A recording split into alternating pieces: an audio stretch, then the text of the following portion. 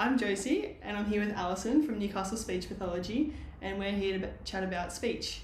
So Alison, what are some reasons why we might see kids with unclear speech? Yeah, well, there's a few reasons. So one could be that a child can't physically make the speech sounds that we're looking for. So we call that articulation. So that, for example, might be a child that is saying a sound instead of a sound. They haven't quite worked out how to move their lips and their tongue to make the correct sound. So that's articulation. The second reason could be what we call phonology. So they're quite capable of physically making the sound, but they're not able to use it in the right way, right time, right context. So for example, that might be someone that will call a car a tar. So they're not making that curt at the beginning of the word, but they might be able to say the word like park and get the curt sound at the end.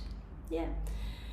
Third reason might be, and you see this in the kids where their speech is very inconsistent, so that sometimes they're saying the sounds correctly, sometimes they're not, sometimes the word comes out clearly, sometimes it doesn't. And they're children who may have an issue with what we call motor programming.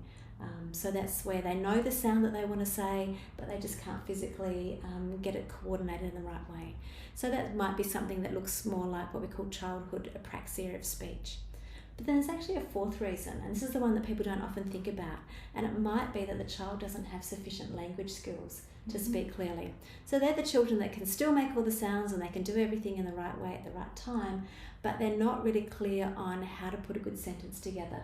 So we hear lots of mumbling because they're trying to fill in the gaps with really indistinct sounds. They know that a sentence needs more, but they might leave out all those little words in between, and you only get a few clear words that help you know what they're talking about. Great. When should parents be concerned about their child's speech and if they're behind in their development? Yeah, well, look, it's really important if your child is speaking unclearly to actually get seen by a speech pathologist, because as we've just seen, there's multiple reasons as to why they're unclear, and some of those might be resolving naturally as a child matures, but some of those are things that need to be dealt with straight away. So you don't really know until you get expert advice on what the underlying reason is.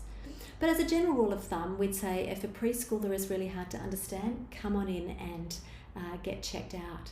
You know, the very worst that can happen is you find out that everything's okay, but if you find out that there's some things or areas with the speech that your child's behind, we've got plenty of time to get that sorted, particularly before they start school. And what happens if we don't get assessed early, or are there any consequences for not coming in to see a speech pathologist? Yeah, absolutely. So as I said, look, a lot of the early sound patterns will resolve over time, but for those kids who have got the underlying issues where it's hard for them to process sounds, it's hard for them to understand sounds, hard for them to pull out sounds and separate them in words, they're the children that are often going to have an impact with their literacy. So that means that learning to read and write and spell potentially is more challenging. So the earlier we can help and support a child, not just physically making sounds, but hearing how to process them and use them, the greater support they're going to have for literacy. Then of course, if someone's really hard to understand, then it's hard to make friends, it's hard to really get involved in community, it's hard to really interact with others and find your place. Yeah. What does therapy look like if we find there are some problems with a child's speech? Yeah. Well, therapy is different depending on what the underlying cause of the speech delay or speech issue is. So whenever we're talking about speech therapy, we always talk about frequency and intensity of service. So that's the frequency that the child practices and for how long they practice makes a huge difference no matter what the underlying cause is.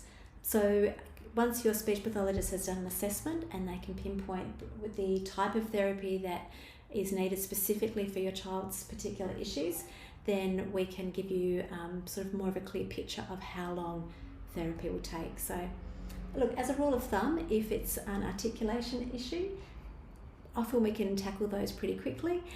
Phonology sometimes takes a bit longer, but if it's language or, as we mentioned before, the childhood apraxia of speech, we might be in it for the long haul. Yeah. In the meantime, do you have any tips for children working on speech sounds at home Any tips for parents to get them to develop these speech sounds? Yeah, absolutely. So my first tip would always be to give your child a very clear model. So make sure they've got time where they actually see you face to face and they get to watch you and they get to look and listen. That's always a help. It's really hard to work on speech if you're driving the car and they're sitting in the back seat. So getting face to face with your child is important.